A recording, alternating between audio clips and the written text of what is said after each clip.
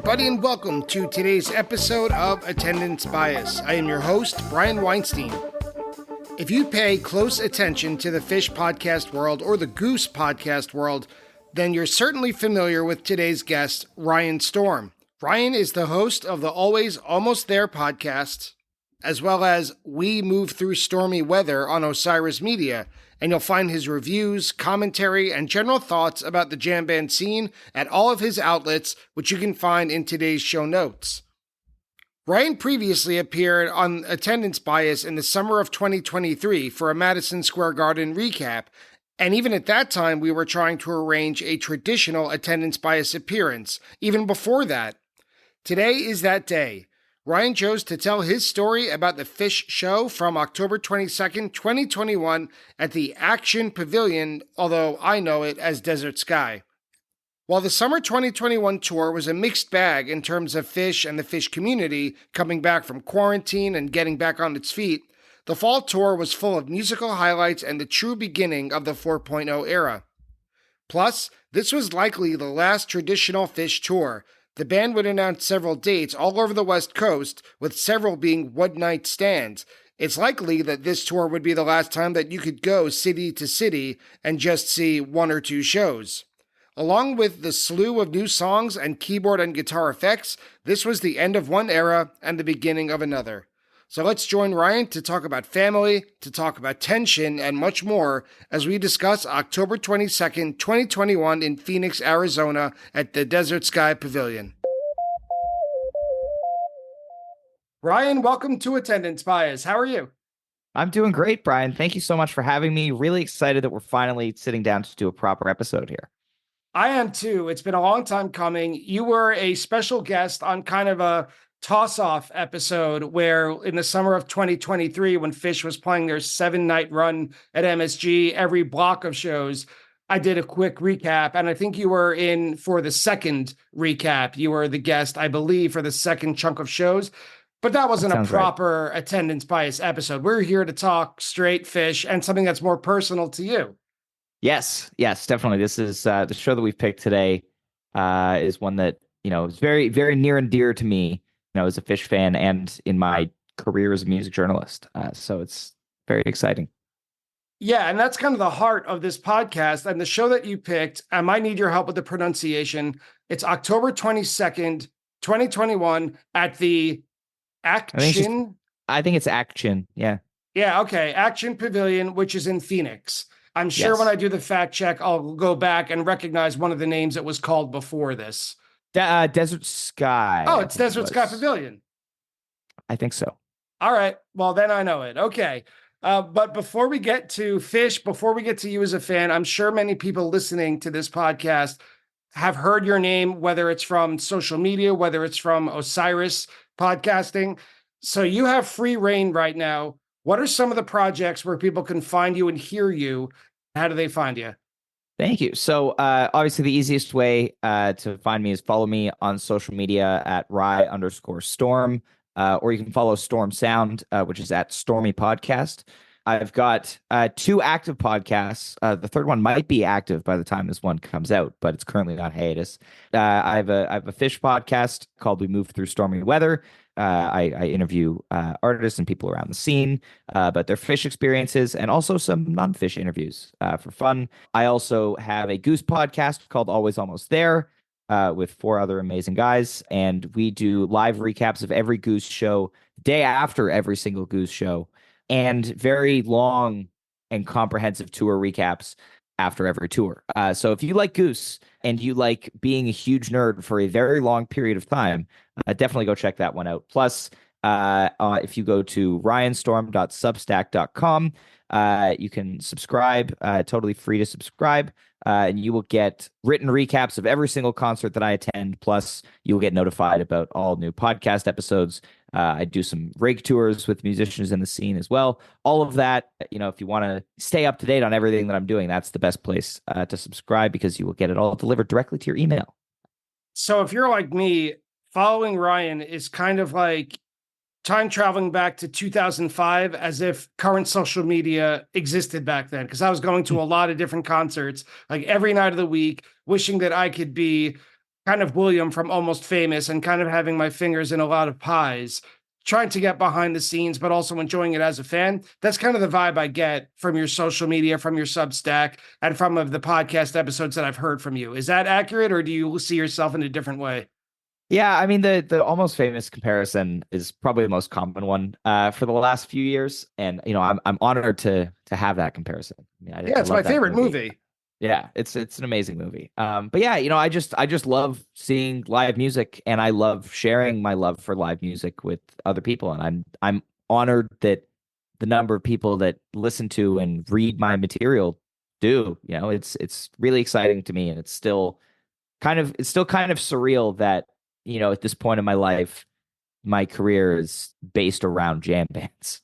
Kudos to you for being able to find a niche within that and doing good work to spread the word about Thank it you. all. So we hear a little bit about yourself as a media persona, but let's hear more about you as a fan and the attendance bias lightning round. Attendance bias lightning round. When was your first Phish show, and what do you remember from it?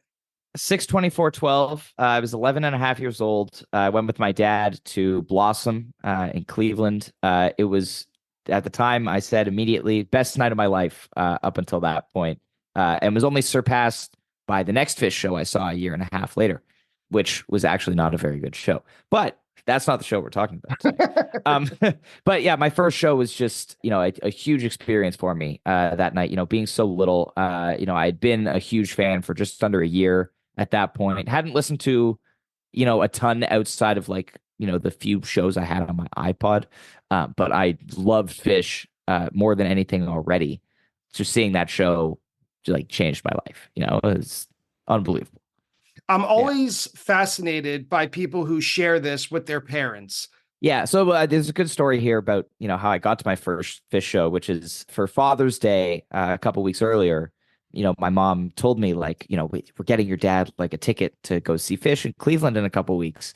And the night before Father's Day, we we hid it, the ticket, we put the ticket in an envelope to give to him the next morning. I was with my mom, and we put the one ticket, it was one ticket, into the envelope and then sealed the envelope. And then at breakfast the next morning, when my dad opened the envelope, obviously he knew that the ticket was in there. There were two tickets. And it was surprise, Ryan, you're going too. And I there's a picture of the two of us from that morning where I'm losing my shit with excitement. It's I was happy for my dad that he got to go, not expecting that I was going to get to go. And we had amazing seats. At Blossom, I remember the pit being pretty big there, or maybe I was just really little, but we had dead center seats, 2 rows behind the pit, which was an incredible spot to be for my first show. And when at the end of the first set, the band brought 10 people up on stage doing the meat stick dance, and there was all sorts of under pressure and ice baby antics during Tweezer in the second set. It was just such a cool first show because I got there was a little bit of jamming, but it was summer 2012, so nothing crazy at that point. Getting to see all the antics firsthand and just the energy at the show. And I was old enough to know, there are a lot of people on drugs here. And I was just, I just remember, I kind of took it in stride. It was this is entertaining. That guy over next to me is super wasted, and it's funny to watch him, the way he's dancing. But yeah, that's kind of what I remember from my first show. So how long was your dad, or I guess I should say your parents? I've met your mom too, pre-show at other MSG runs. How were they into it? Did they grow up with Phish, or was it something that you all kind of discovered together as a family? More so my dad than my mom. My dad saw his first Dead show in '90 and his first Phish show in '92. Grew up on this stuff. But then he saw the Dead a ton in the early '90s, but never really saw Phish a lot. So he saw them in December '92 in Toronto.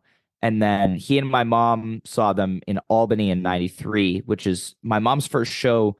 Was a show with aquarium rescue units sitting in, which was just talked about recently on social media. She went once and she was like, great, I never need to go see Phish again. Now she's seen them over 30 times. But my dad only saw them again 2 more times in 1.0, which was just the other 2 times they were in Toronto in '99 and 2000, and then didn't see them again until Super Bowl, which he went to with some friends. And that kind of like got him back into them. And Super Bowl, he put on my iPod when he got home.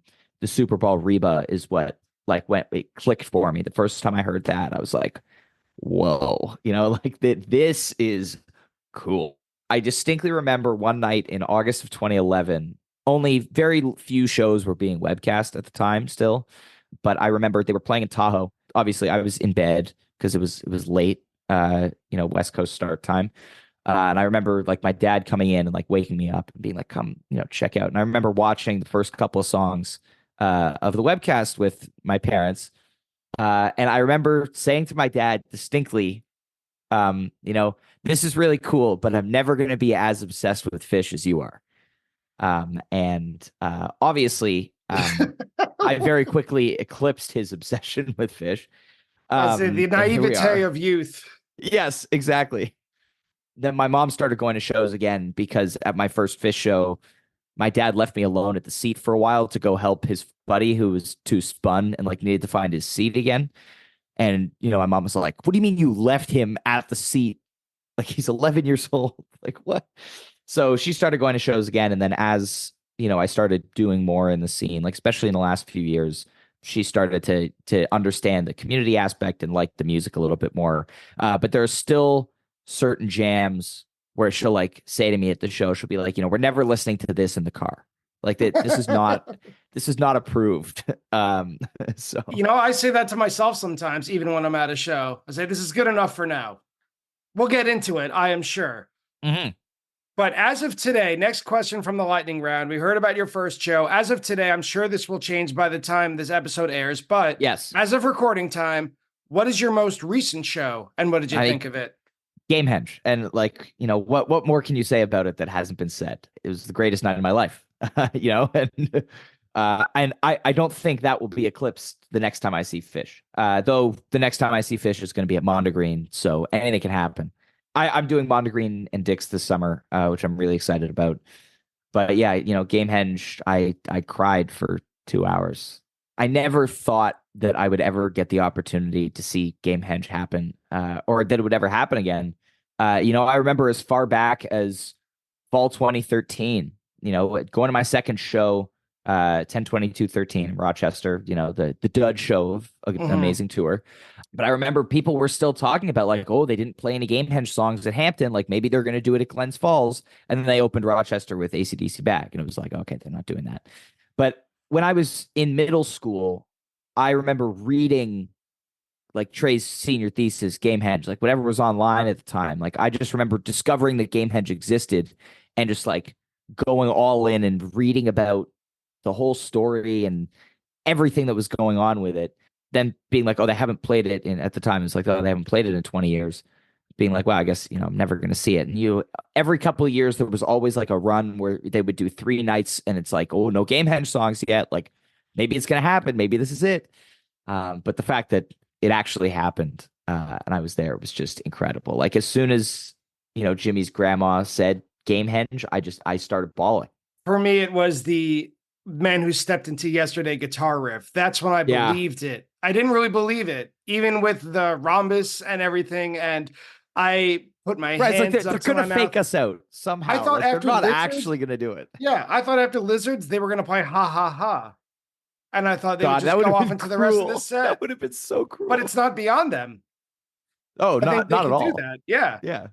It's so funny you said that about the fall 2013 tour, about the Rochester show, because I went to the Halloween shows in Atlantic City, and that was another case where the first 2, like leading up to the 31st, they hadn't played any Gamehenge songs.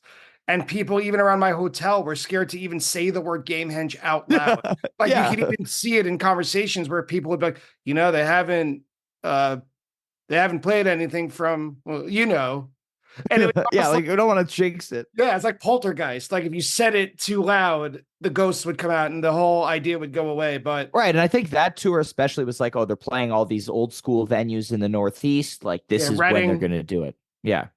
Well, I lined up 2 questions up next for the lightning round that just happened to turn out to involve time travel, but that's just a coincidence. Yes. First question: since you are a historian, I guess I could say, at least very interested in the Phish lore. If you could go back in time and be a fly on the wall for any Phish moment, whether it's on stage or off stage, where would you go? When would you go? Would it be a show? Would it be a private conversation where a decision was made? If you could be a witness, where and when would you be a witness? I mean, the easy answer is Big Cypress. Of all the things in Phish world, like that is never going to happen again. I'm excited that I get to see my first festival this summer, and obviously Gamehenge, but like they're never playing an 8-hour set at the dawn of a millennium in a swamp in Florida ever again. I would kill to have been there. Off stage, I'm gonna say Vegas 2000. I want to know what the hell is going on. Like, you want to be in a conversation with Trey and Kid Rock and see what happens? Yes. I want to know what the hell was like. I just want to see what that scene was like behind the scenes there. Like how does that happen? Like what, That might be a situation where you'd want to unsee it after you see it. That's also very true. Second time travel question, and I think you're the only person I could ask this to. I know for a fact I haven't asked this to anyone else. Since, as you mentioned in the beginning of our conversation, that you do a lot of rig breakdowns with people, with musicians in the current jam band and jam band adjacent scene, and then you do a lot of interviews, you're at a Substack. What is one band that's no longer together that you would love to do a social media collaboration with? This is a great question. Honestly, like early 70s Grateful Dead. I'd love to film interviews with them talking about the Wall of Sound as it was happening. Like not, obviously not decades later looking back on it. Like take like May 1974, there are 3 shows into spring tour. Point a camera at Bobby and be like, all right, what do you think of this fucking thing behind you? Do a rig tour with Keith. And all the like cool shit. People underrate Keith's rig, especially in early 74. If you listen to some of the tones that he's got some effects on the Rhodes that are really, really cool. I want to know what's going on there. As a Grateful Dead fan, I love pure piano. And that's not to dismiss Brent Midland by any Keith stretch. Gang. But yeah, I'm all about the Keith years. Yes. It's what I grew up on anyway. Yeah. And finally, the question I ask everybody, what is the weirdest thing you've ever seen at a Phish show? It's not the weirdest thing I've ever seen at a Phish show, but my little brother at his first show, he was 5, obviously with my parents in Toronto in 2013. And don't leave him at the seat. Don't leave him by himself. No, he did not get left, but there was some wook next to them who had a stuffed monkey who's like, hey, do you want to touch my monkey? And my brother, being 5, was like, yeah. My mom was like, horrified. It was like, we're like, no, stop, get him away. Good on your mom. And PSA, if a wook ever asks anyone listening to touch his monkey, better listen to Ryan's mom. Say no. Yeah. Say no. Just say no to monkey touching. When was this show played? So taking a look back, today's show is October 22nd, 2021 at the Action, formerly Desert Sky Pavilion in Phoenix. The 2021 fall tour, in my opinion, was kind of an odd in-between time in the Phish community and in the larger community, the human community. It was an odd time. It was an odd year to be a Phish fan or to be a person. The 2020 Phish schedule, the summer tour was all canceled. It was, I guess, resurrected in the following summer of 2021. This was just my perspective at the time. I only went to the Atlantic City shows that summer, but everyone seemed so relaxed. COVID seemed to be on its way into the rearview mirror, if not completely, right? I don't want to disrespect or ignore anyone's situation or problems that they had around that time, because it was possible for sure. But everything was canceled after the 2020 Mexico run. 2021 was kind of our return, and the fall tour was largely the first time that people were coming back to indoor venues, which was still a very hot topic at the time. Looking at the itinerary, this may have been the last, and I put this in quotes, traditionally scheduled tour before what I would guess called the solidification of what's a modern Phish tour. And what I mean by that is the band announces a tour. It's probably 8 or 9 shows between 2 or 3 venues.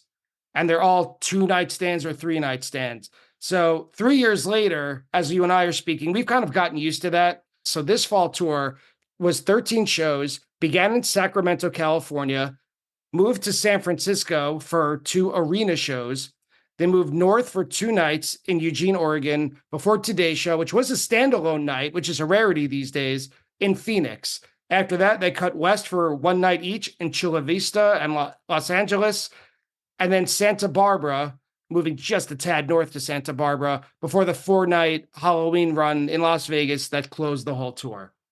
Mm-hmm. So, Ryan, what was your overall experience in the fall of 2021? How did you end up in Phoenix? What other shows did you see? Where were you here? Yeah, so this show that we're talking about here today was my first concert back from COVID. The last concert I had seen was Corey Wong at the end of January of 2020.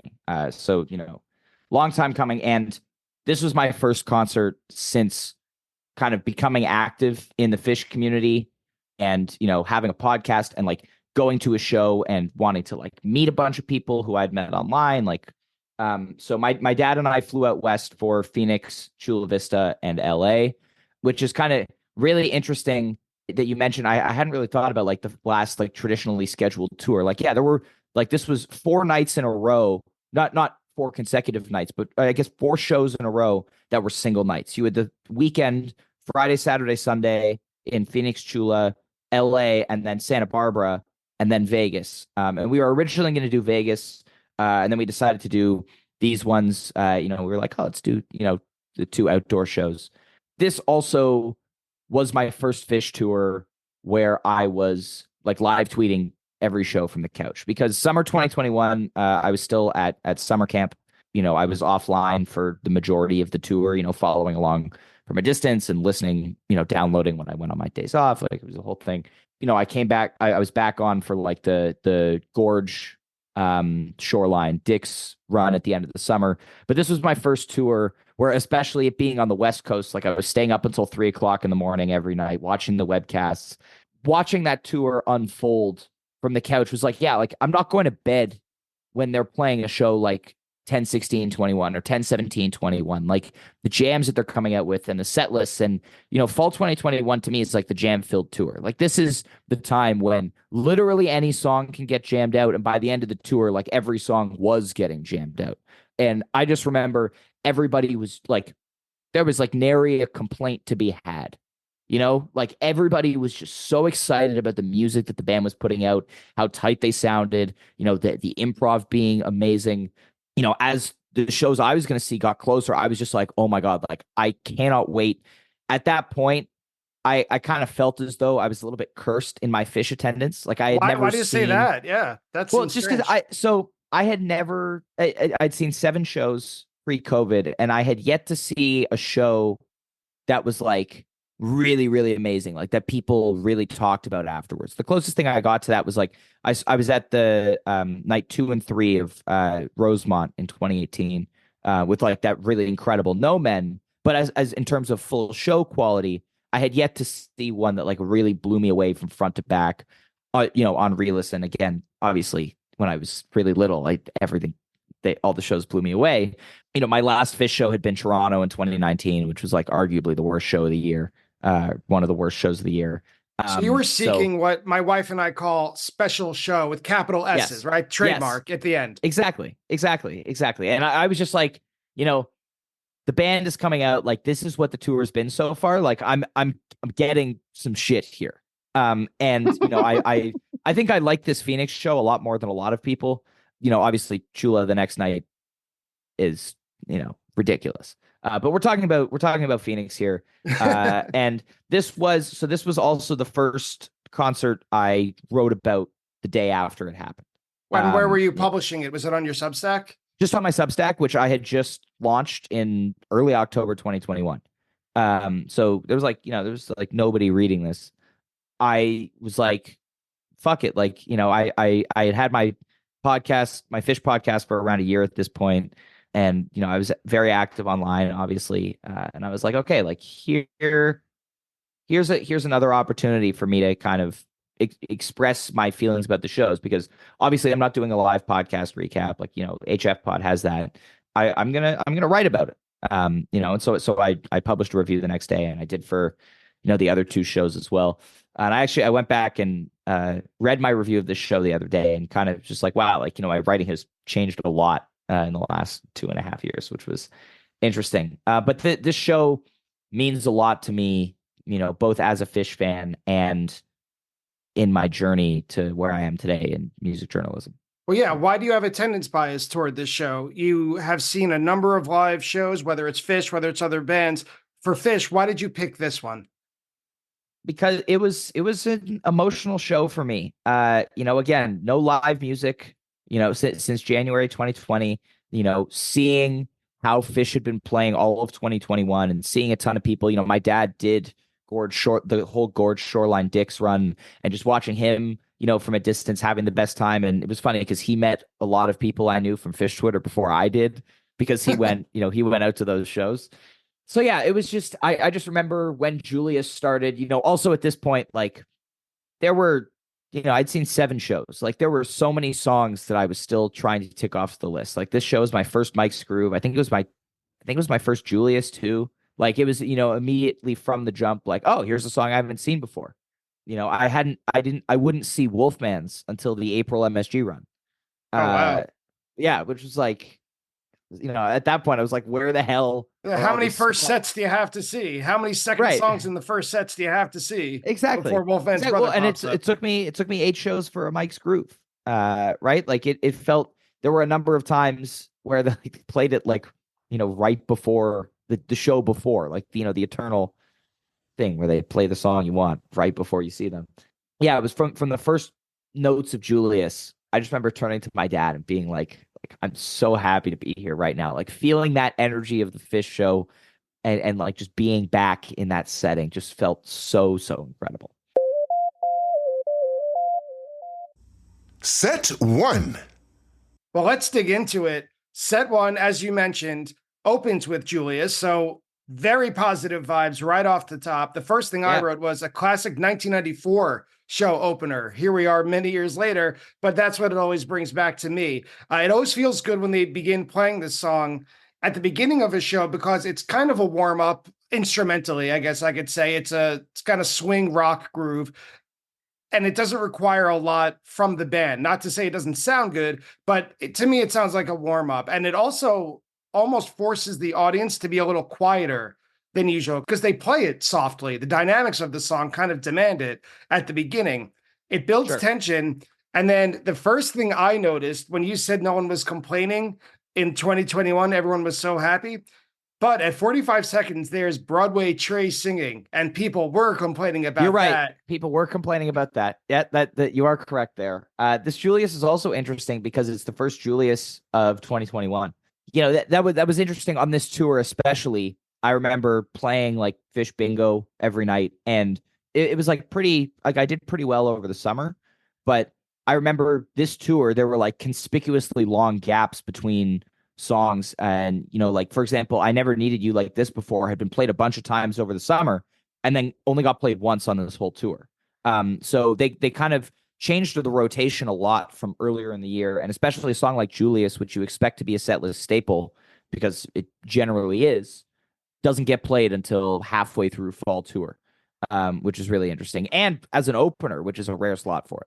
So after Julius, they go right into Martian Monster. And to me, this is the first big jam of the night. I was blown away. Loved Martian Monster. And this is the first time, they ever took one of the chilling, thrilling songs, type 2, really. I think, or at least Martian Monster. There have been some longer versions, but this one, just drifted off into this really amazing major key space. And that, like, I immediately was like, I knew, I was like, they've never jammed this like this before, like I was immediately super, super excited about that. A little bit disappointed that they cut it off like 7-8 minutes in to go into Soul Planet. But, one of those things where it's like, oh, this is not great. And then they play a 19-minute Soul Planet that's fucking awesome.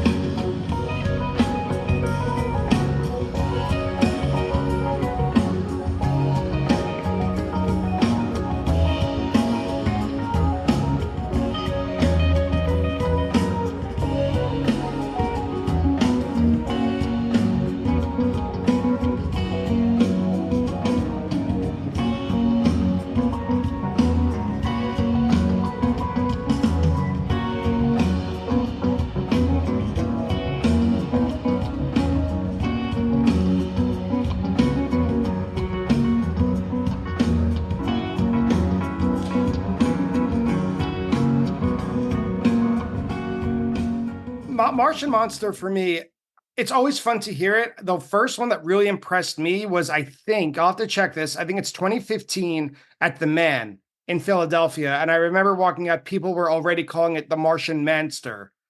I think I went into, is that the Skin It Back one? yes. Yes, I went into Skin It Back and forth. So that's not the same kind of jam that this one has. But it's the first time I remember thinking, oh, this song is bigger than its 3-chord progression. And so this Martian Monster, that moment at around 4 minutes or 4:45, that's where it clicks and it becomes a routine song to something that should catch your attention. Before, as you mentioned, I called it a forced segue into Soul Planet. Ripcord, forced segue, same thing. But the Soul Planet, third song of the show, and 19 minutes long, showing off this 2021 sound. First of all, also being blown away by the new light rig in person. It was stationary at this show. I didn't see the moving trusses until the next night. Getting just blown away by what Kuroda was doing. And during this jam, getting the full force of like Page's new synths, Trey's new effects, like everything that was going on and how good the band sounded. And I just remember like undulating waves of synthesizer from all of them. It's kind of like an anti-peak to me. It's not not super rocking, not super, blissy. It's just like aggressive, and very, very nuanced, very layered. I'm a big fan of this jam.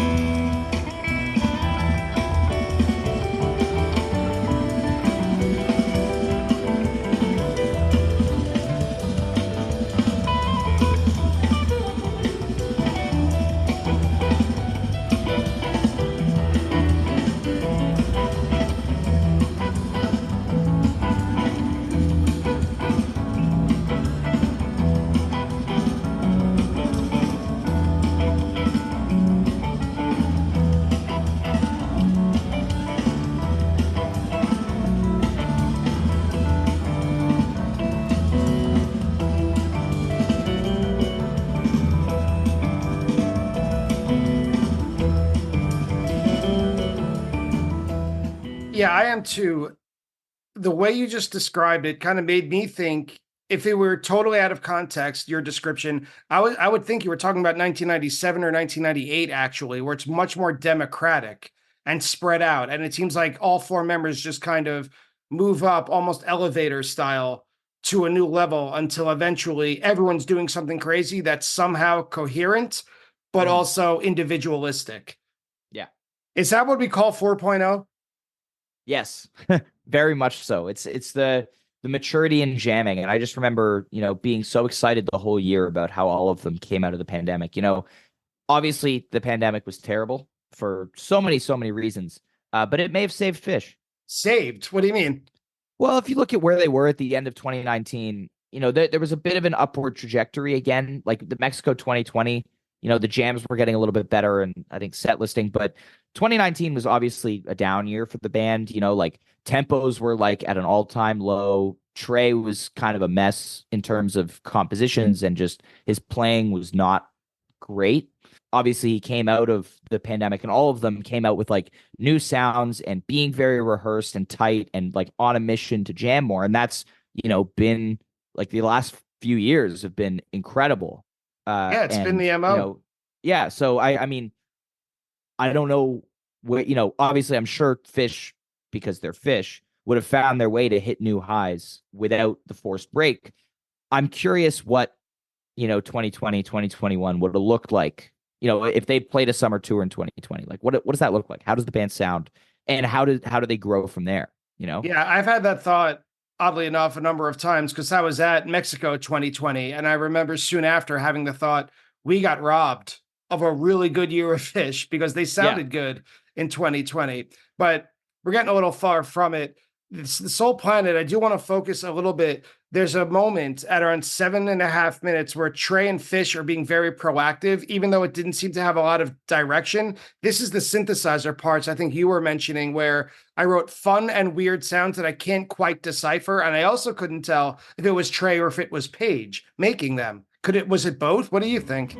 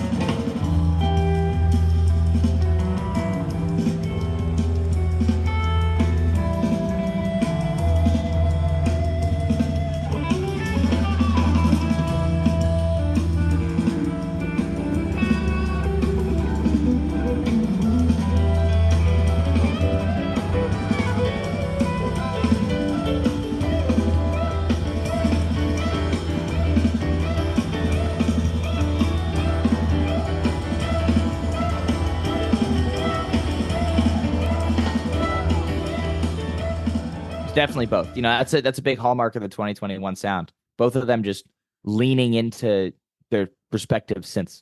Paige on the Moog 1 and Trey with his various effects.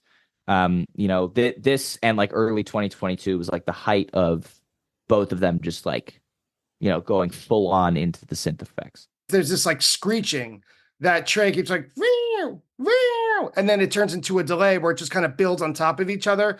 And then it is a huge peak where Paige comes back in at 16 minutes. And the last note I have is give the ball to Paige. Always give the ball to Paige. When Paige wants the ball, you give him the ball. This is one of those jams where it's like, he's contributing so much to the textures. And you mentioned that, the Democratic and everybody contributing to the jam. But yeah, this was an unbelievable jam to witness live.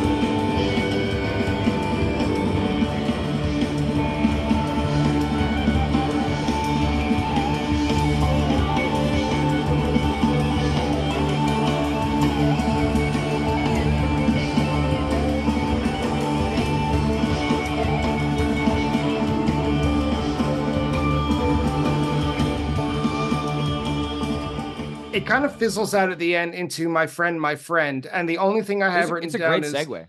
Yeah, it's a really good segue. And my only thought, though, mentally, and listening to the music from one song to the other, is how do you follow up that Soul Planet jam? Yeah, I mean, For all intents, I thought it was standard.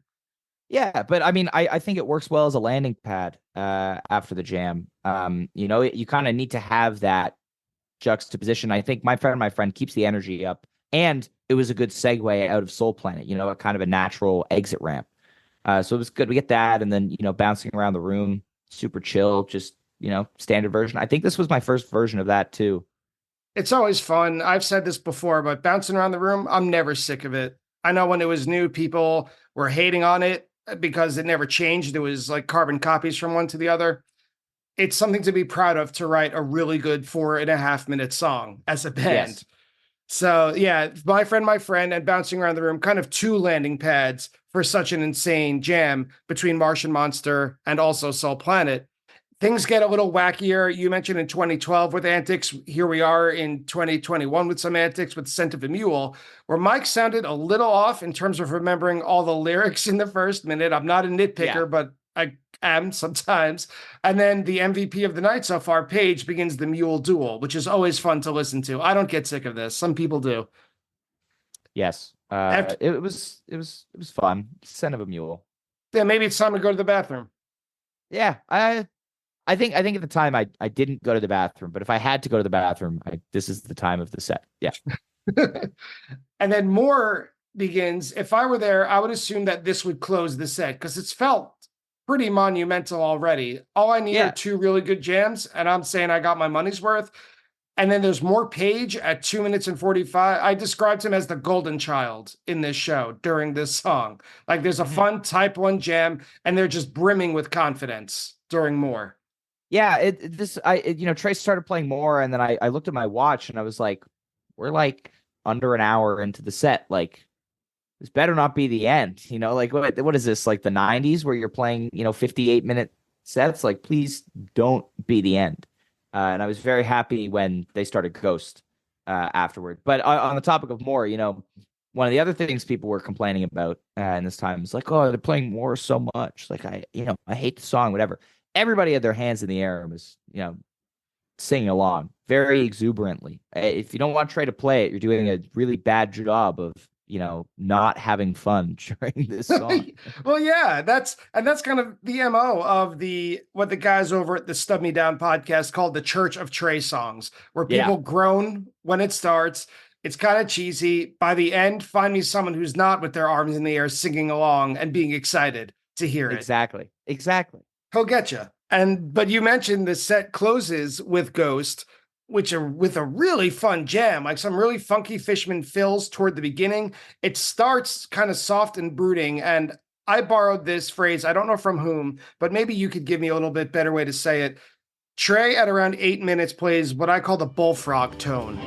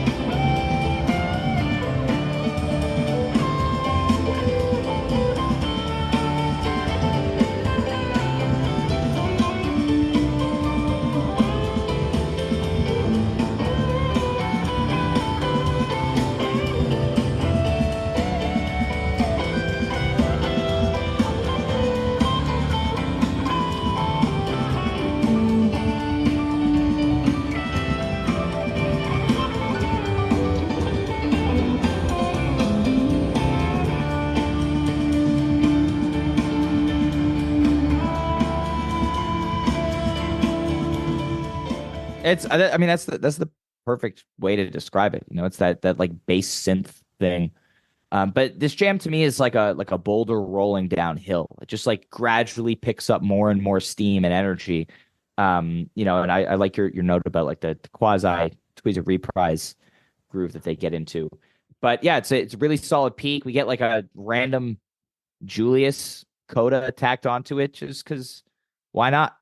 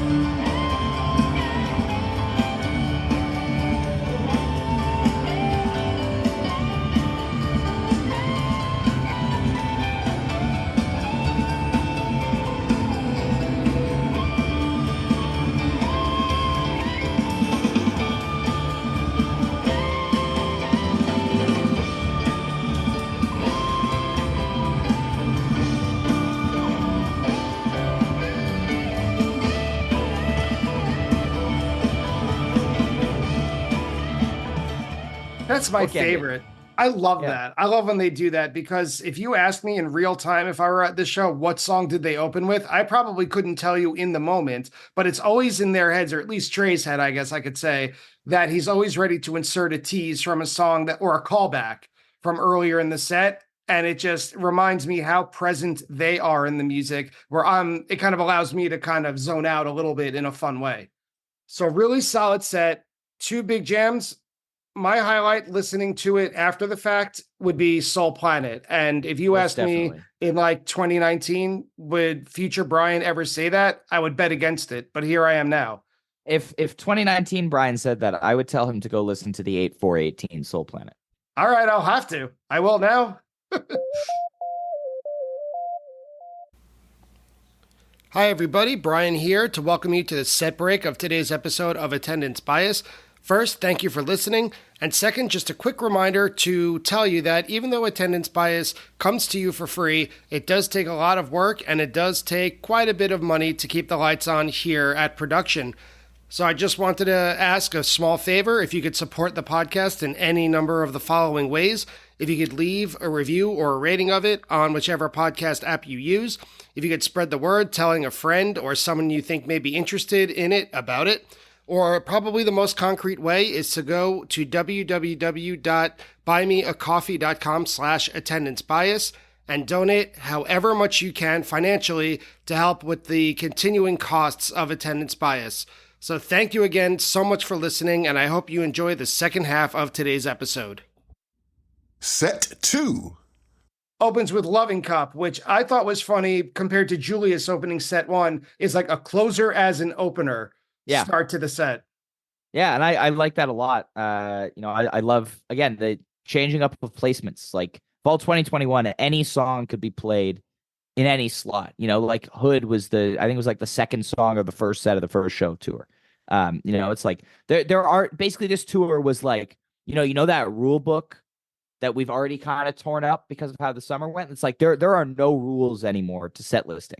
Any song could pop up at any time. There's no like openers, closers, encores, whatever. You saw like San Francisco with the 19-minute incredible Carini encore.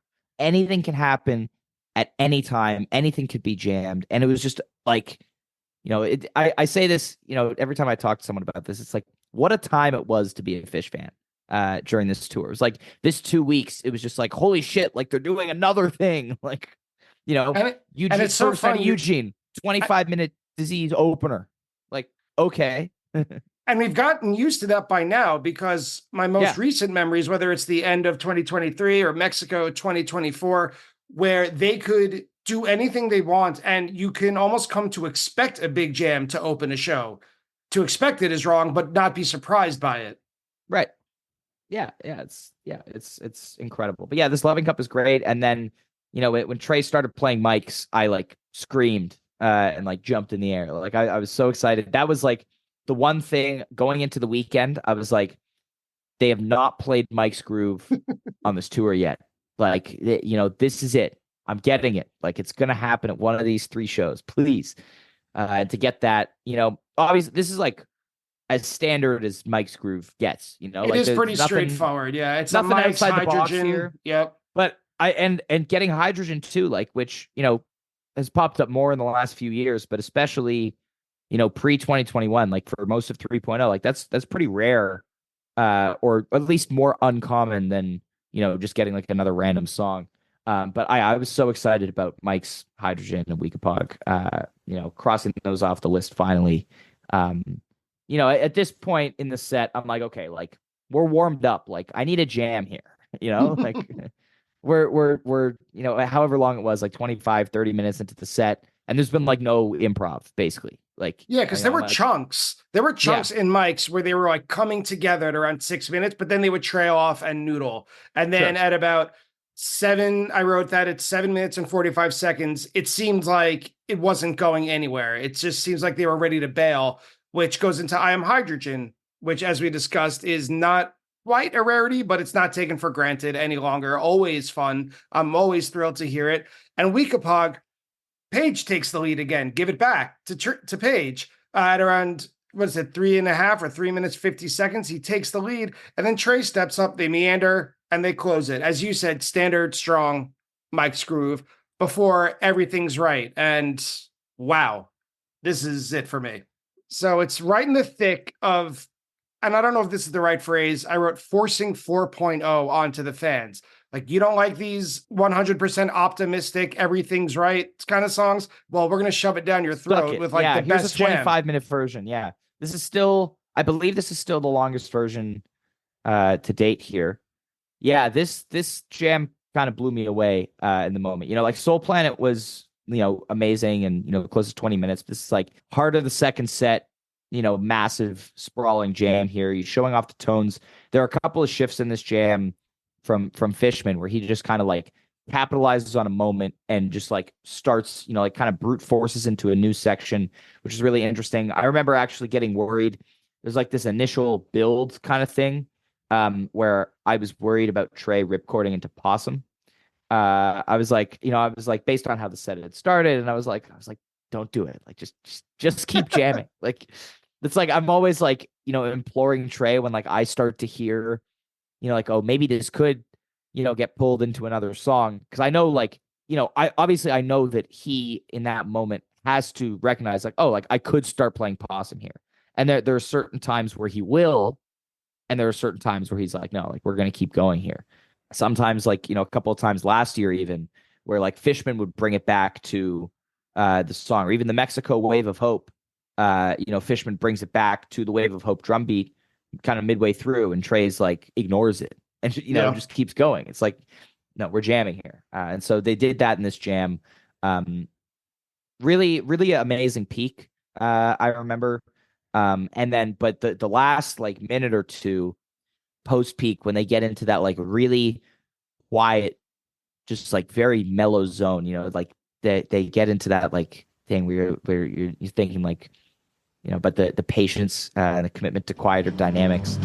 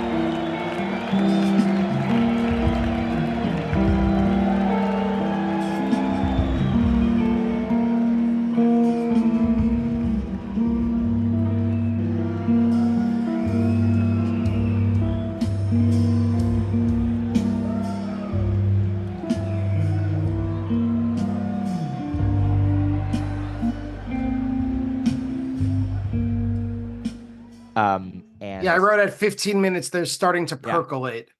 Yes. I'm talking about like just that little outro there. Oh, you mean the I remember end? thinking, yeah, like that's kind of like Pink Floyd-y for a little bit, but just like very gentle and like psychedelic strumming. Let me ask you, and you got to be honest, are you Yes. tense at a show? Do you like dig your fingernails into your palms? Always. Okay. I've ruined seeing Phish and Goose for myself, because I'm always so tense about like, you know, like the set list and whether the jams are taking hold. Like on 12:30 And the Wook asking you to year, touch his monkey.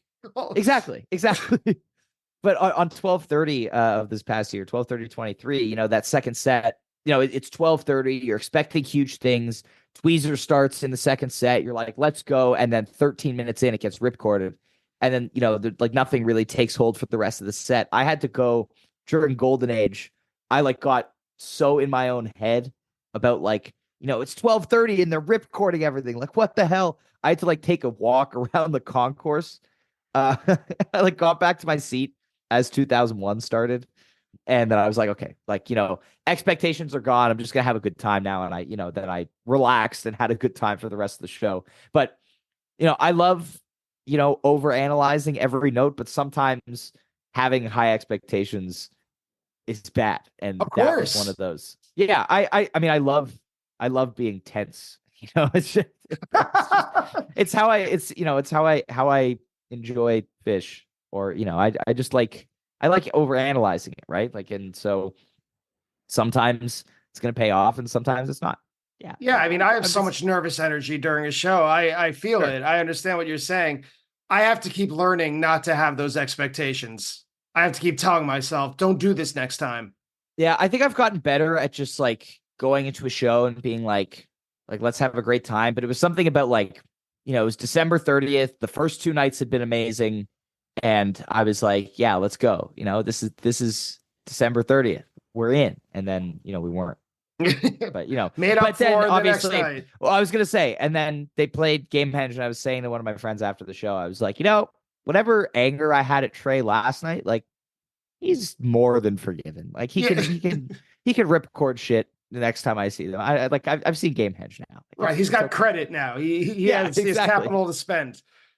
But going all the way back to 2021, though, let's not forget, we were just talking about that Everything's Right jam. You were talking about the soft drum beat that Page and Trey are kind of repeating their riffs. I really love that Pink Floyd part with the soft, bluesy, moody kind of ending, but we shouldn't overlook that there are full-on teases of Third Stone from the Sun by Jimi Hendrix right in the middle. Shouldn't be ignored. And then at 20 minutes, Page is all over the place in a good way, although Trey was kind of in front of the mix. I couldn't make sense of what he was doing until they kind of calmed it all down.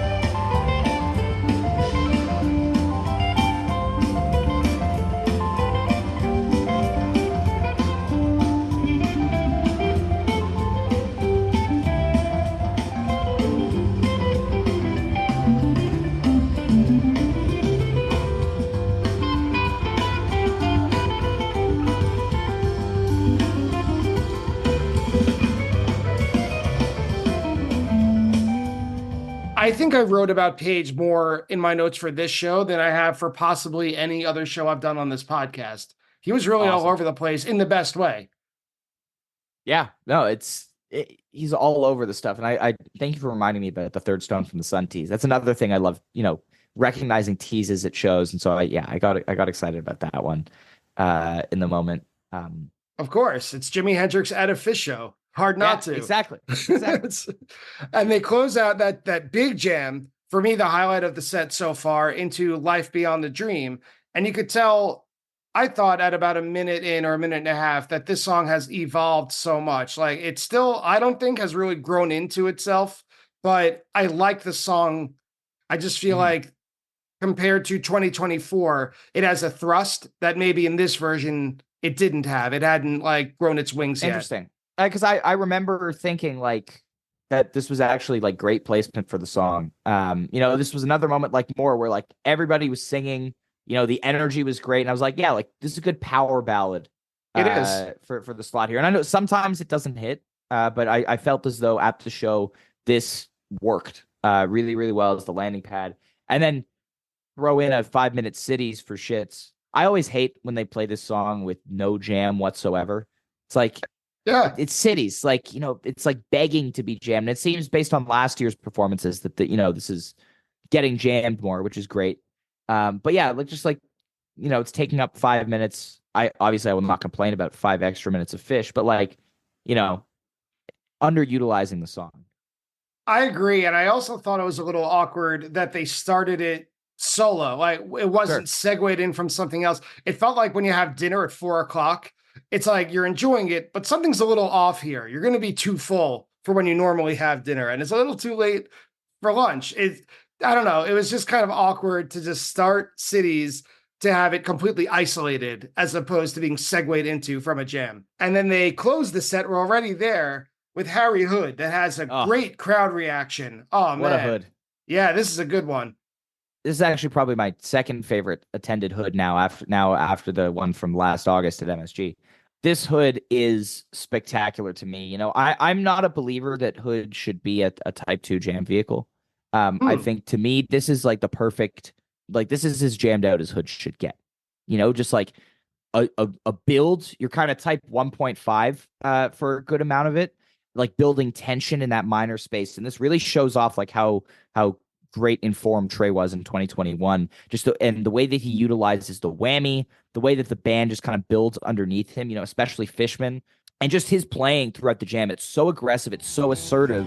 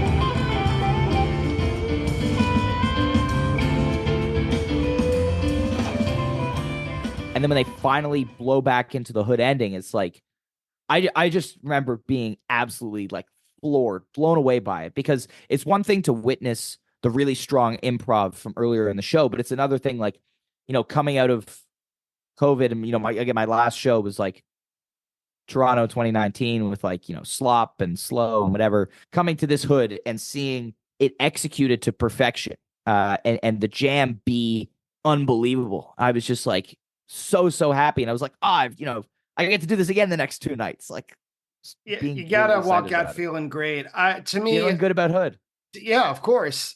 And when you say that, like, you're not always the biggest proponent of Hood being improvised, at least the jam, I cut my teeth getting into Phish, listening to a lot of tapes from like 1993 and 1994. So to me, I always see Hood as a possible playground. They could do anything and then eventually come back to this 3-chord kind of new age-ish progression. Right, but the 93, 94 Hood jams are like what I'm talking about. Like, it's when you go for like 25 minutes, like like the 03 summer 03 versions in like, Raleigh, I think, right? Yeah, I don't really feel like I need that. Or like 12:30 97, which is like a great version, but like it never returns home.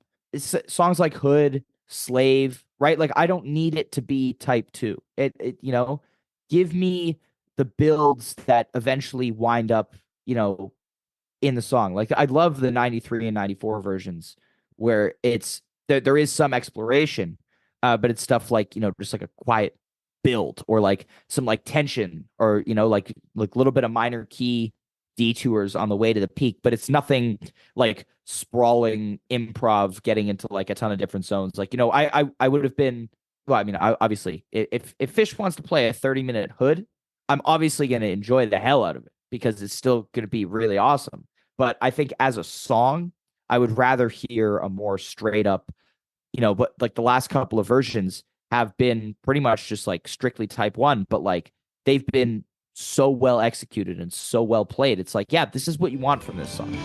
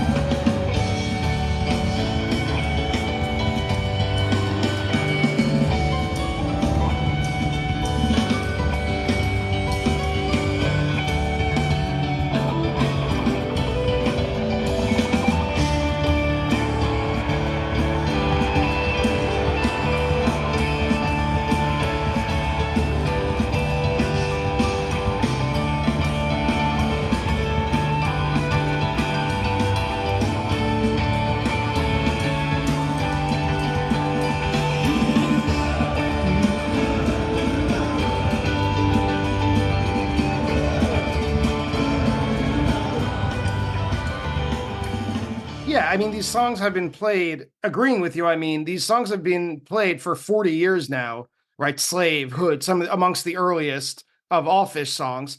They don't owe us anything within these songs, and they're not that band anymore anyway. You know, they find their improvisational windows in other songs, like the ones we were talking about today, much more modern, much more recent.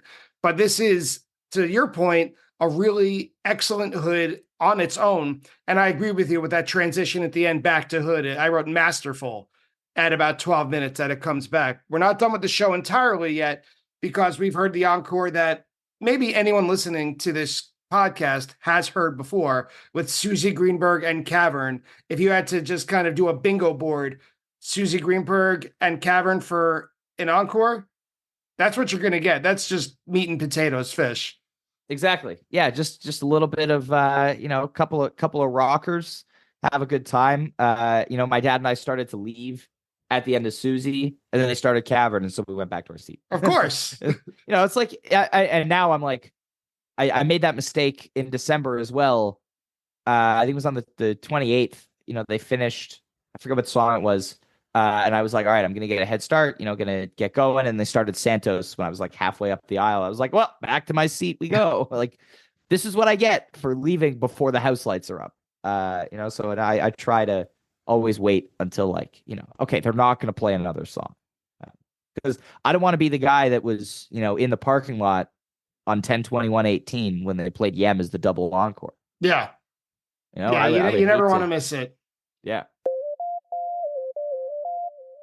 Well, Ryan Storm, it's been a long time coming. I'm so glad we were able to arrange this. Thank you so much for coming on to Attendance Bias to discuss a whole lot, but most specifically, October 22nd, 2021, at, I'm just going to call it Desert Sky Pavilion. Yeah. That's how I learned it. Calling That's it Deer how I didn't know Creek. it.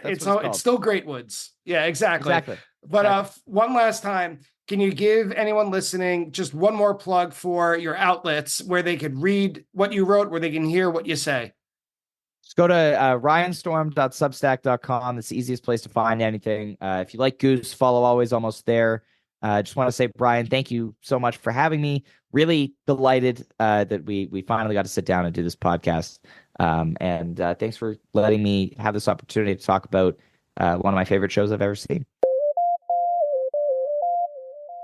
And that's it for today's conversation with Ryan Storm. And he is quite a knowledgeable guest, and I like to think that I know a thing or two about Phish, but there were a few things we had to double check. So now it's time for the Attendance Bias Fact Check.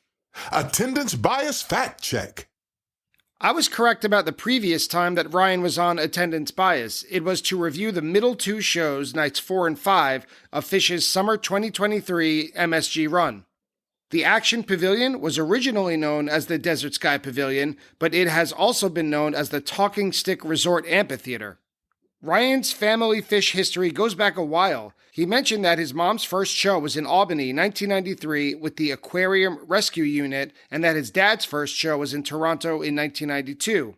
Those show dates were, respectively, May 5th, 1993 at the Palace Theatre in Albany, and before that, December 12th, 1992 at the Spectrum in Toronto. That was Phish's first headlining show in Canada, and it's available for archival release on Live Phish.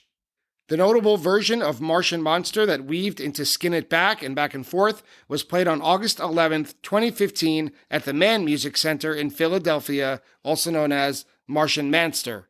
The Soul Planet that Ryan wholeheartedly endorses from August 4th, 2018 was played at Alpharetta, and it's described this way on the Phish.net jam charts. Quote, pivots out of the verses into a grimy jam that briefly picks up speed before devolving into envelope-filtered mic-led funk, then blossoms into a warm and relaxed jam full of delicate synths from Page and sympathetic Trey soloing. Things take an anthemic turn at Mike's urging, then appear to be coming to a close, but then gathers up energy once more and builds to a driving peak.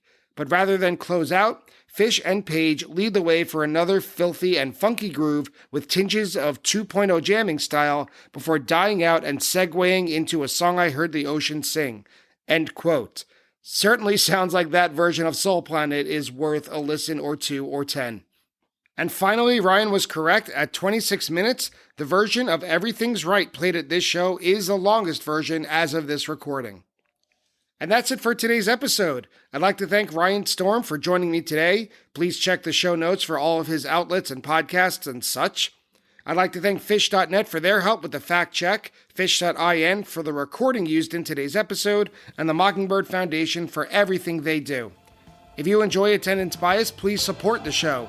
You could leave a rating and a review of it on your favorite podcast app. You could find Attendance Bias and follow me on social media. And you could also go to www.buymeacoffee.com/attendancebias. Thank you again so much for listening, and I'll see you next time on Attendance Bias.